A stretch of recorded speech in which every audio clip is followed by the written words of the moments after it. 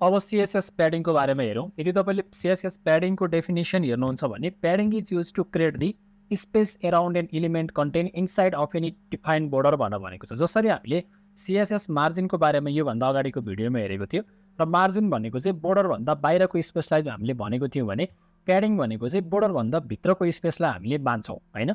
जस्तो एउटा तपाईले यहाँ इमेज हेर्नुभयो भने यो मार्जिन भनेको के थियो, बोर्डर भन्दा बाहिरको यो स्पेस थियो हैन। अनि त्यसपछि मार्जिनको हामीले टपमा छुट्टै हामीले स्पेस दिन सकेको थियौं, राइट साइडमा छुट्टै स्पेस दिन सकेको थियौं, बटनमा छुट्टै स्पेस दिन सकेको थियौं, त्यसैगरी लेफ्ट साइडमा छुट्टै स्पेस दिएर हामीले कति मार्जिन राख्ने भन्ने कुरा डिफाइन गरेको थियो। अब तपाईले प्याडिङ हेर्नुभयो भने यो बोर्डर भन्दा भित्रको एरिया त्यसलाई हामी प्याडिङ भन्छौं। अब बोर्डर भन्दा भित्र के हुन्छ, हाम्रो एक्चुअल HTML एलिमेन्टको कन्टेन्ट बसिरहेको हुन्छ। जस्तो कुनै p ट्यागमा मैले के लेखिरहेको छु भने यो मेरो कन्टेन्ट एरिया भयो नि, यो भित्र यो ड्याश लाइनमा राखेको सबै के भयो, यो मेरो कन्टेन्ट एरिया भयो। अनि यो भित्र भएको जति पनि कन्टेन्ट एरिया भन्दा यो बोर्डर भन्दा भित्र तर कन्टेन्ट एरिया भन्दा बाहिरको स्पेस जति छ त्यसलाई हामी प्याडिङ भन्छौं। अब प्याडिङ पनि मार्जिन दिए जसै गरी प्याडिङको पनि टपमा हामीले कति स्पेस राख्ने डिफाइन गर्न सक्छौं, त्यसैगरी राइटमा हामीले कति स्पेस राख्ने डिफाइन गर्न सक्छौं, त्यसैगरी हामीले मार्जिनको बटनमा राखे जस्तै गरी प्याडिङको पनि बटन डिफाइन गर्न सक्छौं, त्यसैगरी प्याडिङको हामी लेफ्ट डिफाइन गर्न सक्छौं। तर यो सबै के हुन्छ, प्याडिङ भन्ने बित्तिकै बोर्डर भित्रको कुरा आउँछ है। अब यो भन्दा पछाडी चाहिँ हामी जस्तै प्याडिङ टपको बारेमा हेर्छौं, त्यसपछि हामी प्याडिङ राइटको बारेमा हेर्छौं, प्याडिङ बटनको बारेमा, प्याडिङ लेफ्टको बारेमा, त्यसैगरी प्याडिङ सर्ट ह्यान्ड। जसरी मार्जिनमा हामीले के गर्न सक्थ्यौं, 4 वटा भ्यालु एकैचोटी डिफाइन गर्न सक्थ्यौं नि, त्यसैगरी प्याडिङमा पनि सेम काम हामी गर्न सक्छौं। त्यसभन्दा पछाडी विड्थ प्रपर्टिजलाई हामी हेर्छौं। विड्थ प्रपर्टिज मैले मार्जिनमा पनि युज गरेको थिएँ र विड्थ प्रपर्टिज मात्र युज गर्दाखेरि चाहिँ हाम्रो के यसले स्पेस कन्टेन गरिरहेको हुन्छ र यसलाई रिजल्भ गर्न हामी के युज गर्न सक्छौं त्यो पनि हेर्छौं। जस्तो बक्स साइजिङको एउटा प्रपर्टी छ, बक्स साइजिङले के काम गर्छ त्यो पनि हामी हेर्छौं।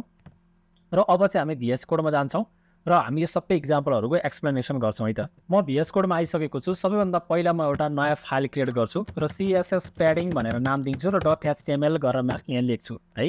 यति लेखिसके पछाडी सबभन्दा फर्स्ट स्टेप चाहिँ म कोड स्टापिट्सबाट सिम्पल म HTML को डिफल्ट कोडलाई लिन्छु र यो हेड ट्याग भित्र सधैँ चाहिँ म स्टाइल ट्यागलाई युज गर्छु र स्टाइल ट्यागलाई युज गरिसकेपछि म बडी भित्र चाहिँ एउटा डिभ बनाउँछु र डिभ बनाइसकेपछि म एउटा कुनै प्याराग्राफ p नै लेख्छु र दिस इज अथवा लोरेम टेक्स्टलाई म प्रयोग गर्न सक्छु।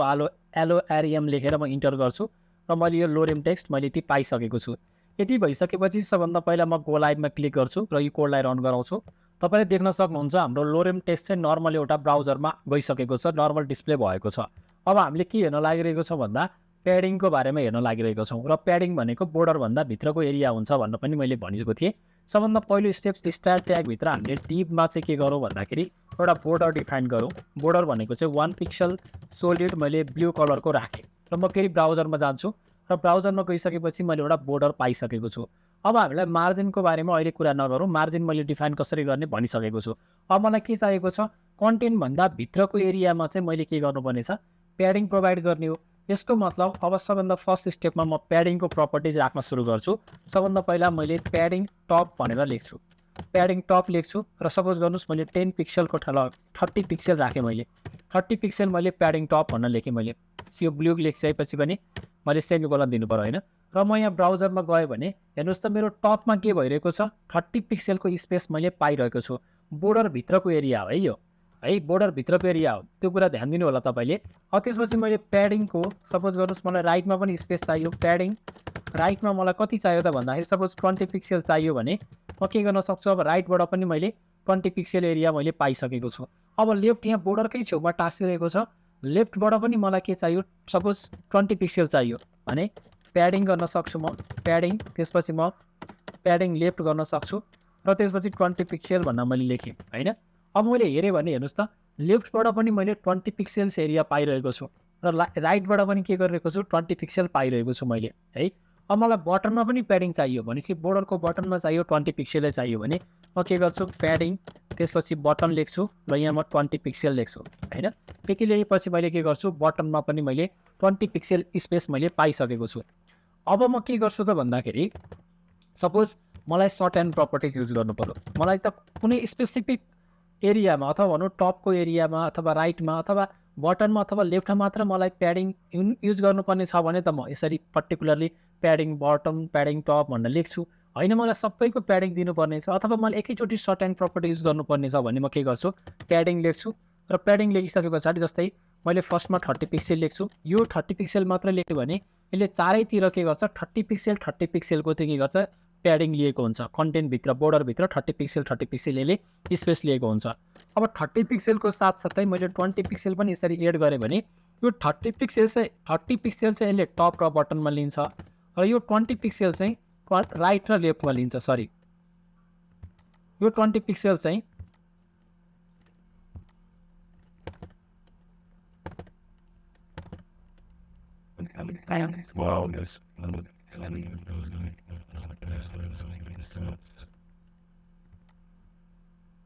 मैले यसरी अब 30 पिक्सल र 20 पिक्सल राखेँ भने चाहिँ यो 30 पिक्सल चाहिँ टप र बटनमा लिन्छ र 20 पिक्सल चाहिँ राइट र लेफ्टमा लिन्छ है, यसरी हुन्छ। त्यसै गरी मैले 30 पिक्सल 20 पिक्सल र फेरि 20 पिक्सल यसरी डिफाइन गरेँ भने यो 30 पिक्सल केमा लिन्छ, सबभन्दा फर्स्ट स्टेप टपमा लिन्छ। त्यसपछि यो 20 पिक्सल केमा लिन्छ, राइटमा लिन्छ। अनि यो फेरि 20 पिक्सल के गर्छ, बटनमा लिन्छ र लेफ्टमा पनि के गर्छ, राइटमा जुन भ्यालु छ त्यही भ्यालु लिन्छ। भनेपछि राइटमा हाम्रो 20 पिक्सल छ, त्यही भ्यालु लेफ्टमा पनि 20 पिक्सल जान्छ।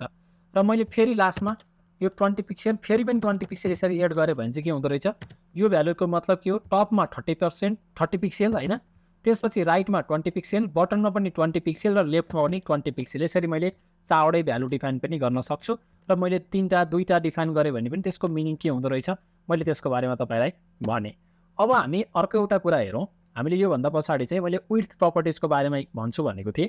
सबभन्दा पहिला म विड्थ लेख्छु, यहाँनिर विड्थ लेख्छु र सपोज गर्नुहोस् मैले 30 विड्थ लेखेर मैले 200 होइन कि 300 पिक्सल लेखेँ मैले र मैले यता गएर ब्राउजरमा गएर हेरेँ भने 300 पिक्सलको विड्थ लिएको छ। यो अवस्थामा के हुन्छ भन्दाखेरि विड्थ भन्ने प्रपर्टिजले यसले विड्थ मात्र लिएको हुँदैन। यो 300 भन्नुको मतलब के हो भन्दाखेरि मैले सपोज गर्नुहोस् यहाँनिर मैले कुनै एउटा कमेन्टमा राखेर हेर्छु, विड्थ 300 पिक्सल भनेको चाहिँ के हो त भन्दा 300 पिक्सल यो विड्थ पनि लिन्छ। त्यसपछि प्याडिङको भ्यालु कति छ हाम्रो, प्याडिङको भ्यालु हाम्रो कति छ, प्याडिङको भ्यालु अहिले मैले यहाँनिर डिफाइन गरेर यो सबै यो चारैतिरको भ्यालु डिफ्रेन्ट लिइरहेको छु होइन। प्याडिङ लेफ्ट र राइटको भ्यालु जहिले पनि के हुन्छ, एड गर्छ। लेफ्टको भ्यालु कति छ, 20 पिक्सल, प्याडिङ राइटको भ्यालु कति छ, 20 पिक्सल भनेपछि यो 40 पिक्सल, यो 40 पिक्सल पनि भ्यालु लिन्छ। त्यसपछि यहाँ मार्जिनको कुरा गरेको छैन हामीले र यहाँ बोर्डरको कुरा गरेको छैन। ओके, बोर्डरमा पनि 1 पिक्सल छ भनेपछि यसले 1 पिक्सल गरेर यो टोटल एड गर्दाखेरि कति हुँदो रहेछ, 341 पिक्सल चाहिँ टोटल हाम्रो 341 पिक्सलको भ्यालु लिइरहेको हुन्छ यसले है। यो भ्यालु भनेको 341 पिक्सलको भ्यालु चाहिँ यसले विड्थ बनाएर टोटल विड्थ लिइरहेको हुन्छ। र हामीले चाहिएको कति विड्थ थियो, मैले डिफाइन गरेँ कति विड्थ, 300 पिक्सलको विड्थ डिफाइन गरेको हो। तर लिन चाहिँ कति लिँदो रहेछ विड्थ प्रपर्टिजले, यो प्याडिङको पनि लेफ्ट र राइटलाई जोइन गर्छ, मार्जिनको पनि, मार्जिन त अहिले हाम्रो छैन, मार्जिन थियो भने मार्जिनको पनि लेफ्ट र राइटलाई जोइन गर्छ र बोर्डरको पनि लेफ्ट र राइट, बोर्डर भनेको त अब बोर्डरमा कति हामीले दिएको छ, बोर्डरको पनि लेफ्ट र राइट। ओके, टप र बटनको लिँदैन, लेफ्ट र राइटको कति भ्यालु छ त्यसलाई हाम्रो के गर्छ, 1 पिक्सल छ अहिलेको लागि। त्यस कारणले गर्दा यो 1 पिक्सल भनेपछि 2 पिक्सल भयो यहाँनिर, सरी 2 पिक्सल भयो भनेपछि 342 पिक्सल भयो। यसरी के गर्दो रहेछ, एड गरेर लिन्छ र यसलाई रिजर्भ गर्नको लागि हामीले एउटा प्रपर्टिज युज गर्न सक्छौँ। र यो मैले 300 पिक्सल मात्र डिफाइन गर्नको लागि मैले बक्स साइजिङको प्रपर्टिज युज गर्न सक्छु। र बोर्डर बक्स मैले यसरी डिफाइन गरेँ भने चाहिँ, यसरी मैले डिफाइन गरेँ भने चाहिँ अब म ब्राउजरमा गएँ भने एक्ज्याक्टली 300 पिक्सलको मात्र यसले स्पेस लिइरहेको हुन्छ, प्याडिङ र मार्जिनको स्पेस लिइरहेको हुँदैन।